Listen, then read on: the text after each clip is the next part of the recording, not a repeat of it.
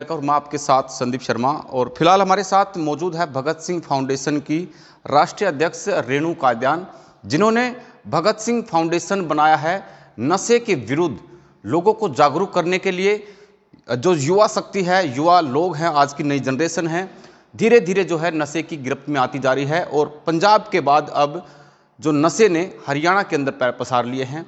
रेणु काद्यान जी हमारे साथ मौजूद हैं। रेणु जी, सबसे पहले होली की आपको और आपके इस संगठन को बहुत सारी ढेर शुभकामनाएं होली की। और क्या कुछ लोगों के लिए आज नशे की गिरफ्त में हमारा युवा चलता जा रहा है, क्या कुछ कहना चाहेंगे? सबसे पहले तो आपको और सभी साथियों को भगत सिंह फाउंडेशन परिवार की तरफ से होली की बहुत बहुत शुभकामनाएं। और आप सभी से मेरा निवेदन है कि सद्भावना और प्रेम के इस त्यौहार को बड़ी शांति से और प्यार से निपटाएं। गुस्सा, क्रोध और इस तरीके या लड़ाई झगड़ा इस तरीके की नशे की चीज़ों से दूर रहें।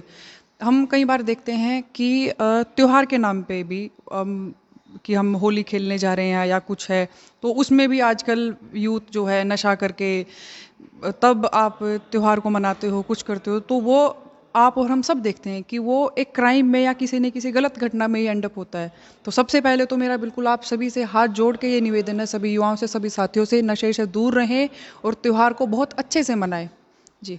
होली के दिन दोपहर तक तो ठीक रहता सब कुछ, एक दूसरे को रंग लगाते हैं, लेकिन कहीं ना कहीं उस दिन बहुत सारे युवा साथी हैं शराब पीते हैं, और उसके जो साइड इफेक्ट हैं, रिजल्ट जो है वो 3 बजे 4 बजे के आने बाद शुरुआत हो जाती है उनकी। और 10-11 बजे तक कोई लहूलुहान होकर हॉस्पिटल में पहुंच रहा, कोई थाने के अंदर पहुंच रहा है। तो उन लोगों को क्या कुछ कहना चाहें? यही मेरा वो है कि त्योहार को देखिए बिल्कुल होश में, अपने नशे में तो कुछ भी किसी को याद ही नहीं रहता है। होली ऐसा त्योहार है, जैसे कि मैंने अभी कहा, सद्भावना और प्रेम और भाईचारे और आपस के मन मुटाव खत्म करने का ये त्योहार है।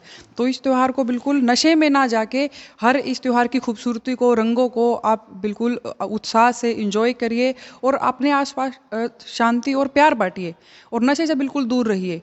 तो नशा तो बिल्कुल भी ठीक है ही नहीं त्योहारों, और मैं देखती हूँ त्योहारों में ज़्यादा करते हैं लोग।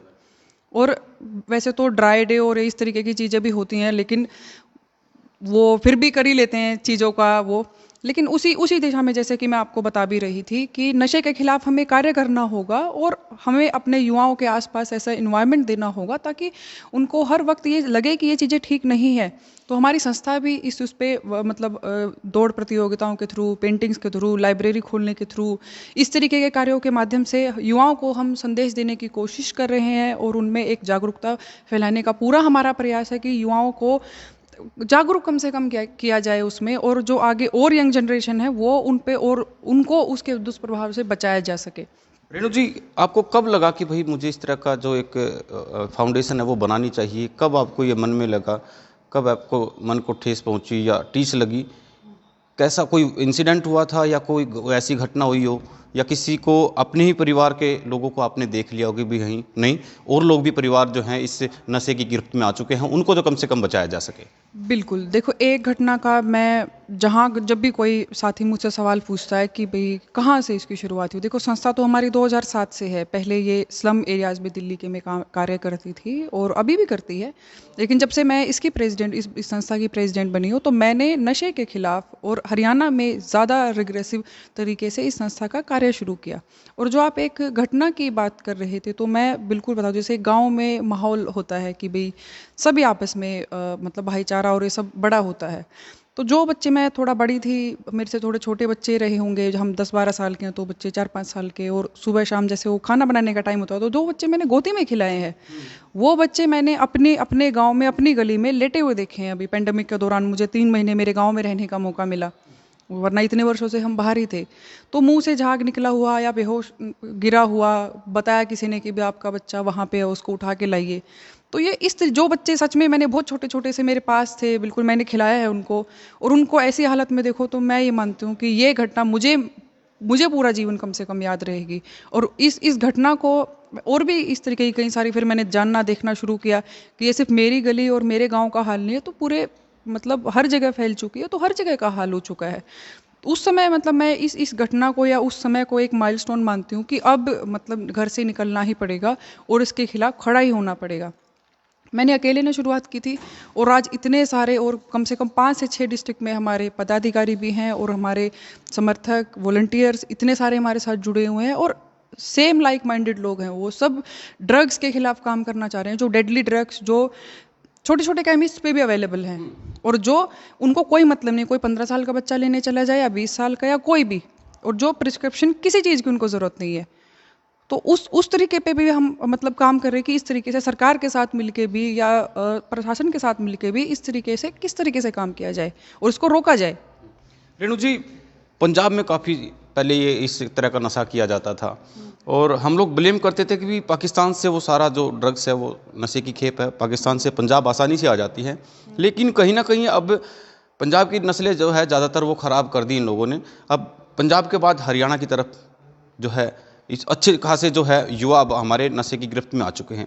तो इसमें प्रशासन का, सरकार का और पुलिस के भी कहीं ना कहीं फेलियर नज़र आता है कि भी अगर जो वो अंकुश लगाते इस तरह की जो नशे के ऊपर, जो इनका ड्रग्स के डीलर हैं उनके ऊपर रोक लगाई जाती, उनको पकड़ा जाता, तो इस तरह हमारा युवा जो है वो नशे की गिरफ्त में नहीं आता।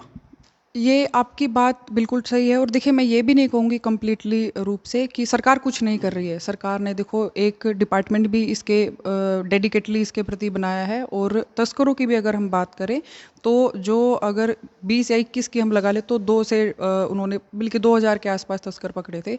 अब की बार लगभग वो नियरली 4000 के आसपास, 4000 समथिंग वो थे तस्कर पकड़े हैं उन्होंने और डेडिकेटली उसके लिए एक डिपार्टमेंट है। सरकार काम कर रही है, लेकिन सरकार ने भी इतनी देर से काम किया या इतनी देर लगा दी उसको करने में और अब किया जब तक वो पूरा फैल चुका था और करने में समय लग रहा है। यस, अभी भी समय लग रहा है और उसकी शुरुआत करने में भी समय लगा दिया उन्होंने। अगर इसकी समय रहते हुए शुरुआत की जाती या एक रोक लगाई जाती है, एक डेडिकेटली डिपार्टमेंट जैसे अभी पहले बनाया होता, तो मैं समझती हूँ कि इस समस्या को या इस नशे को इतना बढ़ने से एक हद तक रोका जा सकता था।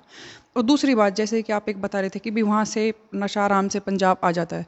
अभी भी अगर आप टॉप डिस्ट्रिक्ट देख लेंगे हरियाणा की, मेजरली तो हरियाणा की डिस्ट्रिक्ट वही हैं जिनका पंजाब से बॉर्डर लगता है। और हमारी हरियाणा की अब ब्लेसिंग या डिस्गाइज कह लीजिए कि हम पंजाब और दिल्ली के बीच में है और भाई हम तो मतलब नशा वहाँ से पहले वहाँ था हमारे पास और दिल्ली में तो था ही, तो अब वो हम बीच में इतना हुए कि हम तो माध्यम तो थे ही, माध्यम के साथ साथ हम हिस्सा भी बन गए हैं।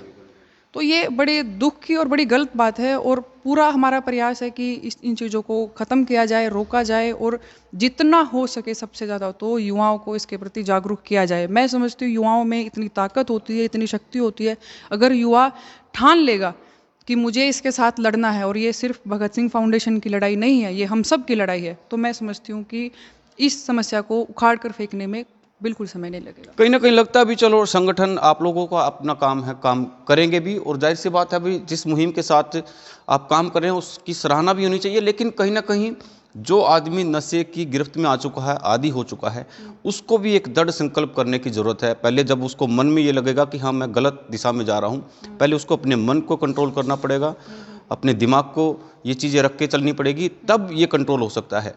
ऐसे ही मानते हैं आप? बिल्कुल मानते हैं। इस दिशा में बल्कि हमारा ना एक छोटा सा प्रोग्राम का एक हिस्सा है, हमारे साथ ना कुछ वॉलंटियर डॉक्टर्स भी जुड़े हुए हैं, साइकेट्रिस्ट जिनको आप बोलते हो।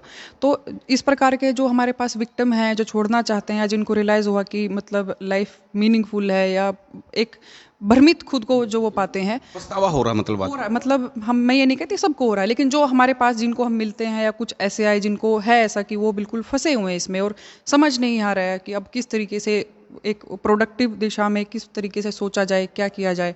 तो हमारे साथ जैसे कि मैंने बताया कुछ डॉक्टर भी हैं जो जुड़े हुए हैं वॉलंटियरली हमारे साथ, तो हम उनके काउंसलिंग का भी प्रावधान कराते हैं। अलग अलग जगह पे दिल्ली में भी हैं, पानीपत में भी हैं, करनाल, रोहतक, कैथल, जी इन सब में हैं हमारे पास। जैसे जैसे जो भी अवेलेबिलिटी होती है वैसे हम उनको रेफ़र करते हैं और वो उनको काउंसलिंग करते हैं सबसे पहले तो उनकी।